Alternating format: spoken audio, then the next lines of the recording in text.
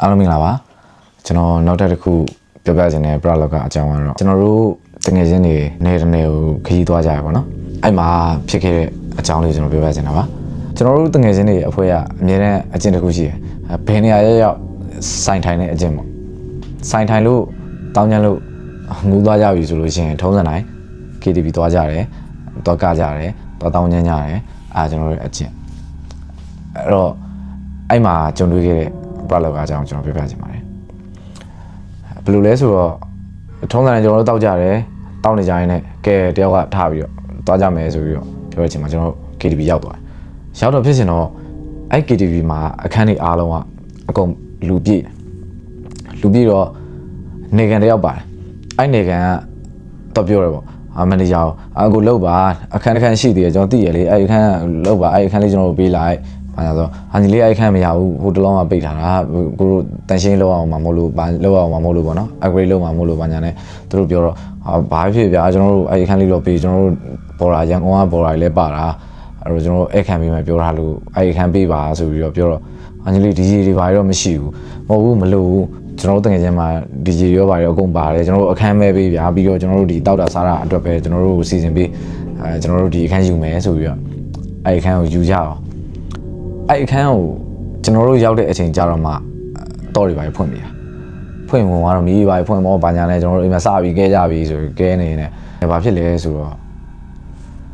အဲ့အပေါ်ကမီးဆိုင်ရှိတယ်အဲ့မီးဆိုင်ရမ်းနေ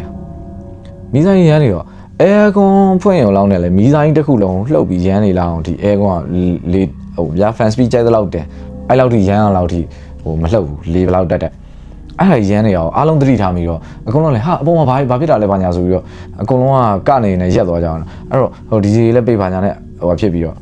့အဲ့ဒါကိုကြည့်နေတဲ့အချိန်မှာအဲ့ဒါရက်သွားပြီးတော့လာစားနေပေါ့အကုန်လုံးလည်းဗျာလူငယ်တွေကြီးပဲကြောက်တဲ့ကောင်လည်းပါမယ်ဒါပေမဲ့အကုန်လုံးလည်းမူးနေတော့ထုံးစံနေဗျာကျွန်တော်တို့လူငယ်ဆိုတဲ့သဘောတဘာဝဟိုအဲ့လိုချင်းကြရင်နည်းနည်းလေးဟိုပညာပြကြတယ်ကိုဆရာကြီးပါဘောငါမကြောက်တတ်ဘူးဘော်ရာရဲ့ကြားမှာဆိုတော့ကောင်မလေးကြီးကြားမှာအဲ့ဘာမှကြောက်နေတယ်ဘာမှမဟုတ်ဘူးရအောင်လို့အဲ့တေးလားမင်းတေးလားအေးမင်းတေးဆိုလည်းမစင်းလာရင်အောင်နဲ့တူကမယ်လို့ဘာလို့အားချောင်းတော့အဲ့လိုအားချောင်းတဲ့အချိန်ကြမှာအဲ့ဒါကြီးပြောင်းဆိုရမ်းလာရမ်းတော့ကဲရဲတော်ပြီးငါတို့ဟိုဖြစ်တော့မယ်ဆိုပြီးတော့တချင်းတွေလည်းအကုန်လုံးလည်းပိတ်ပြီး DJ ဆက်တွေလည်းဖြုတ်မယ်ဆိုတဲ့အချိန်ကြမှာမိုက်ကလည်းဟာဆိုပြီးအဲ့မိုက်ကအတန်ထွက်လာအဲ့မိုက်က DJ စင်ပေါ်မှာဒီတိုင်း plane တင်ထားတာမိုက်ကအဲ့လိုတယောက် អော်လိုက်တယ်ဟာဆိုអော်အတန်မျိုးကြီးကြတော့အကုန်လုံးလန့်တော့ကဲထွက်ငါတို့ဘယ်သူမှမကတော့ထွက်ကြမယ်ဆိုပြီးပြောပြီး DJ ဆက်တွေလည်းအကုန်ဖြုတ်သိမ်းပါညာနဲ့ထွက်မယ်လဲလို့ကောကျွန်တော်အရှိမကျွန်တော်တကယ်ချင်းတယောက်ကအပြင်ထွက်တော့မှာအကုန်လုံးအပြင်ရောက်နေပြီကျွန်တော်တယောက်တည်းအဲ့မီးဆိုင်ကိုဆက်ကြည့်နေပြီကျွန်တော်လည်း fighter ပေါ့ DJ သမားကိုစောင့်ပြီးနေအဲ့အောင်မင်းလာပါညာလဲကျွန်တော်ဆက်ကြည့်နေတဲ့အချိန်မှာမီးဆိုင်တော့ရက်သွားပြီလာရောက်ဘာမှမကြောက်နဲ့လို့ဘာမှဖြစ်ဘူးလို့ငါတို့လာကစားနေရအောင်ငါတို့ပြန်ကစားလိုက်ရှုပ်ကုန်မယ်ဘာညာပေါ့ကျွန်တော်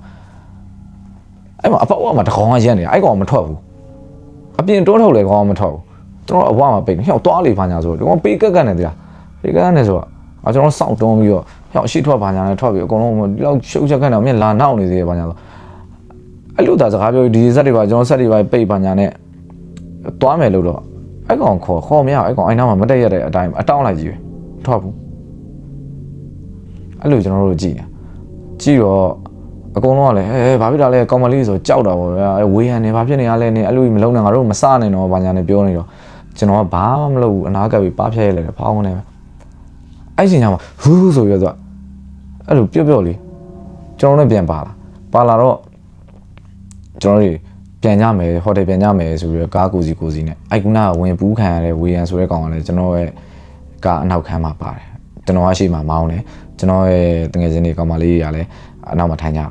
်တော့ကျွန်တော်ကားမောင်းနေတယ်အနောက်ကတန်ကြားကျွန်တော်ဟဲ့ငါတို့အဲ့လိုမလုံးနဲ့တော့ငါကြောက်တယ်တော့ဘာညာနဲ့မစနဲ့တော့ဝေယန်နေဘာဖြစ်တယ်ညာဖြစ်တယ်ပြောတော့ကျွန်တော်ဗမှန်လှမ်းကြည့်ပြီးအဲ့ကောင်ဟုတ်တယ်အဲ့ကျွန်တော်တို့ KTV ခန်းထဲမှာမြင်တဲ့အတိုင်းပဲအတောင်းလိုက်ကြီးပဲပြန်လုံနေတာ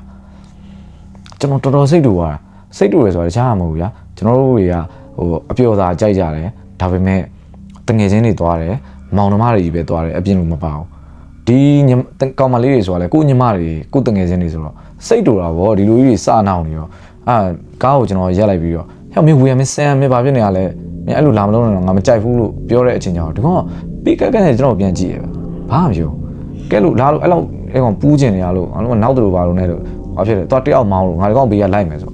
ဒီကောင်ဘေးကထိုင်လိုက်လာတော့ဒီကောင်တလန်းလုံးအဲ့လိုဘာမှမဖြစ်ဒါပေမဲ့ဒီကောင်လုံးဝတာမန်မဟုတ်ဘူးဒီကောင်မူးနေတဲ့ဟာလေကျွန်တော်တို့တကယ်ချင်းတွေဘွားတစ်ချောင်းလုံးအတူတူကြာကျွန်တော်တို့တွေကဲလာကြသွားလာကြဒီကောင်မူးရင်ဘယ်လိုပုံစံလဲဆိုတော့ကျွန်တော်သိပြီးသားဒါပေမဲ့ဒီကောင်လုံးဝပုံမှန်မဟုတ်တော့ကျွန်တော်စိတ်ထဲမှာမတင်ကြတော့တဲ့အတွက်ကြောင့်ကိုမျိုးလည်းမဟုတ်ဘူးဗျာအဲ့တော့ကျွန်တော်တကယ်ချင်းကျွန်တော်ဖုန်းလမ်းဆက်လိုက်တယ်တကယ်ချင်းငါတို့ဟိုတယ်ကိုဒီတိုင်းပြန်လို့မရဘူးဒီကောင်ပုံစံကပုံမှန်မဟုတ်နေဘူးအဲ့တော့ငါတို့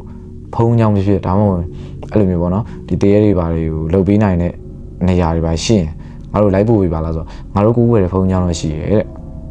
သွားမလားကောင်းတာပေါ့ကွာလို့ဖုန်းကြောင်းဆိုတော့လေဖုန်းကြောင်းသွားတာပေါ့လို့ငါတို့အဲ့မှာပဲဖုန်းတို့တခြားအကျိုးကြောင့်ပြောပြပြီးတော့ဒီကိစ္စလေးကိုဖြေရှင်းကြတော့ဆိုပြီးကျွန်တော်ဖုန်းကြောင်းမောင်းရအောင်ဖုန်းကြောင်းဝင်းတဲ့ကိုစဝင်ပြီးတော့ပရဝင်နဲ့ဖုန်းကြောင်းပရဝင်မဟုတ်ဦးတဲ့ဝင်မယ်ဆိုတဲ့အချိန်တွေကဒီကောင်ကားထဲမှာပြအခတ်နေပြီဒါတော့ကျွန်တော်ဘေးမှာထိုင်နေရနော်ကျွန်တော်ကပါးရထားလို့အသေးရဲ့ငြိမ်နေရလားတော့မသိဘူးဒါပေမဲ့အဲ့ပရဝင်နဲ့ကိုစဝင်နေချိန်မှာဝူးနဲ့ရှာပြီးဝူးရှူရထားလို့ပြီးတော့ကျွန်တော်လည်းတထောင်နေနဲ့ဗျာနှခမ်းလေးလည်းရိုက်မိတော့ကျွန်တော်နှခမ်းလည်းပေါက်သွားတော့ကျွန်တော်စိတ်တူပြီးတော့ထိုးမယ်ဆိုရင်လည်းကျွန်တော်မထိုးရဘူးဗျာကျွန်တော်တကယ်ချင်းဖြစ်နေတော့ဒါပေမဲ့ဒီကောင်ကပဲချုပ်ထားပြီးတော့ကျွန်တော်အဲ့ဖုန်းကြောင်းနဲ့ပဲရအောင်ဝင်တော့ဒီကောင်ဘာလည်းမသိအော်နေဝူဝါးနေဘာလည်းမသိအော်နေတော့ဖုန်းကြောင်းနဲ့ကိုစပြီးတော့ဝင်တဲ့အချိန်အထဲလေးရောက်တော့ဖုန်းကိုဒီလိုအရင်ရှောက်တာပေါ့ဒီကောင်ကောင်းမှထိန်းထားပြီးဖုန်းတောက်ဒီလိုပဲကြုံခဲ့တယ်တာတို့ခီးသွားတဲ့နေဂျားနေကဧည့်သည်တွေပါရန်ကုန်ကဧည့်သည်တွေပါတာတို့ဒါလေးဖုန်းကူညီပေးပါအောင်ဆောက်ရှောက်ပေးပါအောင်ဘာညာပြောတဲ့အချိန်ကျမှအေးအဲ့တခါကိုခေါ်လိုက်ဆိုတော့ကျွန်တော်အဲ့ကောင်ခေါ်ပြီးတော့ဖုန်းချောင်းဝင်နေဖို့တော့အဲ့တိုင်းပဲယုံတာဒီကောင်ဘလို့မှလုံးလို့မရလောက်အောင်လေလူကောင်လေးကတေးသေးလေးကို၄ယောက်ထိန်းတာမနိုင်ဘူးယောက်ျားလေးအားနဲ့၄ယောက်ထိန်းတာမနိုင်ဘူးဆွဲခေါ်လာပြီးတော့အဲ့မှာဖုန်းရှေ့ကိုရောက်ပြီးတော့ဖုန်းရွတ်ဖတ်လိုက်တဲ့အချိန်ကျမှဒီကောင်ငိုပြီးတော့သူ့ရဲ့ဇက်ကြောင်းပြောပြတာသူကအဲ့လိုမျိုးပေါ့ဒီ